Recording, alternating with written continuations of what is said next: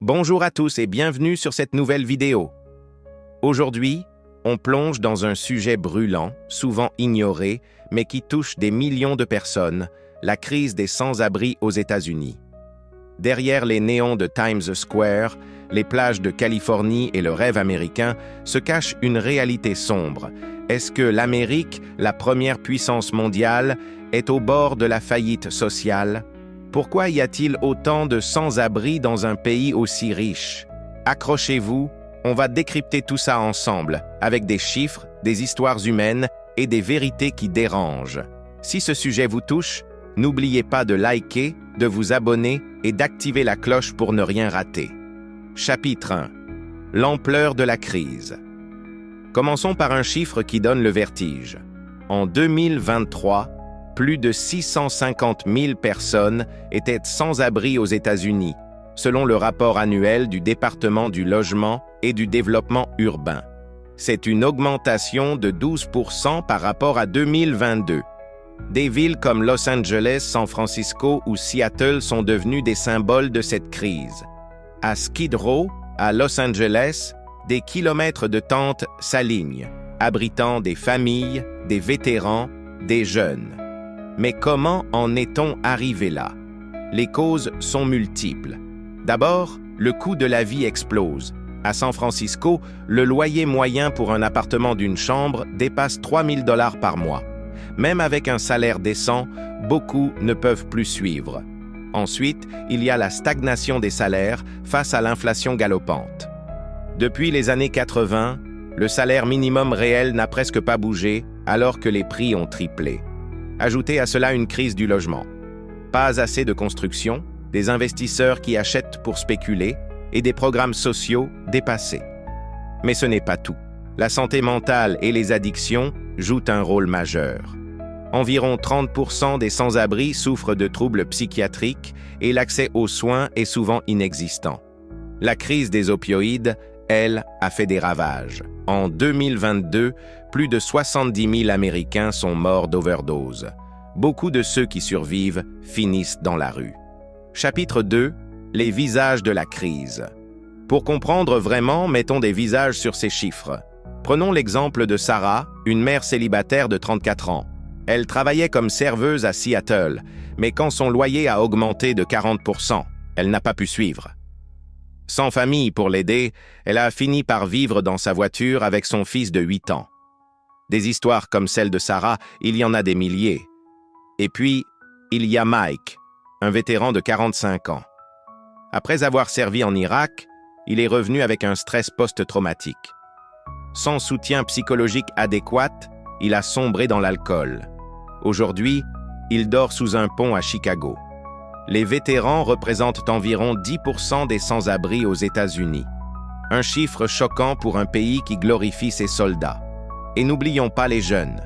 Près de 4 millions de jeunes de 18 à 25 ans ont connu une forme de sans-abrisme en 2023, souvent à cause de conflits familiaux, de discrimination ou de sorties brutales du système de protection de l'enfance. Ces histoires montrent que personne n'est à l'abri. Un accident, une perte d'emploi, une facture médicale inattendue, et tout peut basculer. Chapitre 3.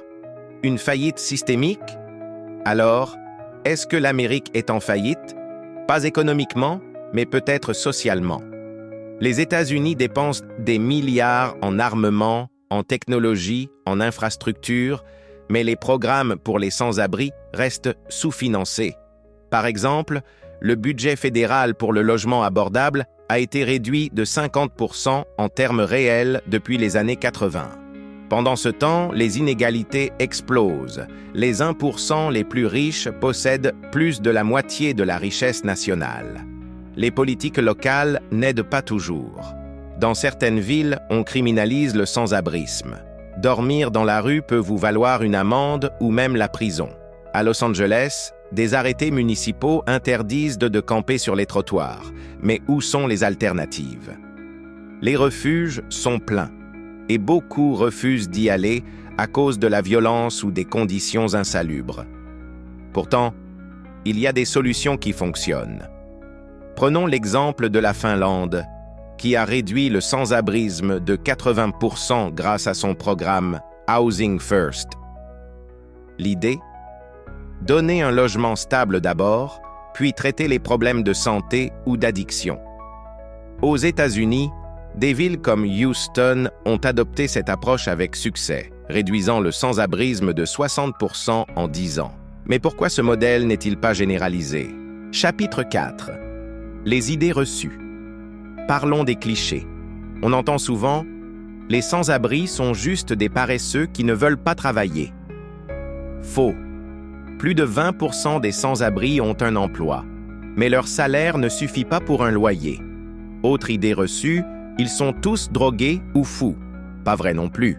Oui, les addictions et la santé mentale sont des facteurs, mais la majorité des sans-abri sont dans la rue à cause de circonstances économiques ou familiales.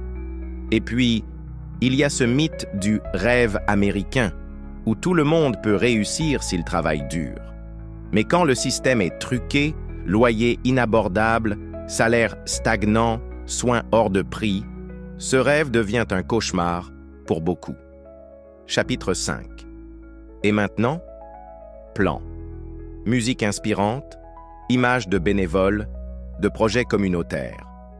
Alors, que faire?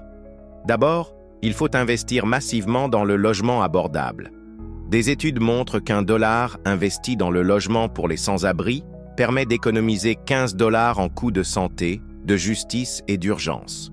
Ensuite, il faut des services accessibles, soins psychiatriques, désintox, formation professionnelle. Mais le changement passe aussi par nous. Soutenir les associations locales, comme les banques alimentaires ou les refuges, peut faire une différence. Et surtout, il faut changer de regard. Un sans-abri, ce n'est pas juste une statistique, c'est une personne avec une histoire, des rêves, des combats. L'Amérique n'est pas en faillite économique, mais elle fait face à une crise morale et sociale. La question n'est pas seulement « Pourquoi y a-t-il autant de sans-abri ?», mais « Pourquoi acceptons-nous que cela continue ?» Cette crise n'est pas une fatalité. Avec des politiques audacieuses et une prise de conscience collective, on peut changer les choses. Qu'en pensez-vous? Est-ce que l'Amérique peut relever ce défi? Laissez vos avis en commentaire, partagez cette vidéo pour sensibiliser et abonnez-vous pour d'autres sujets qui comptent. Ensemble, on peut faire entendre ces voix oubliées. À très bientôt, merci d'avoir regardé. Si vous voulez en savoir plus, checkez les liens en description pour des ressources et des moyens d'agir. On se retrouve pour une prochaine vidéo et d'ici là, prenez soin de vous et des autres.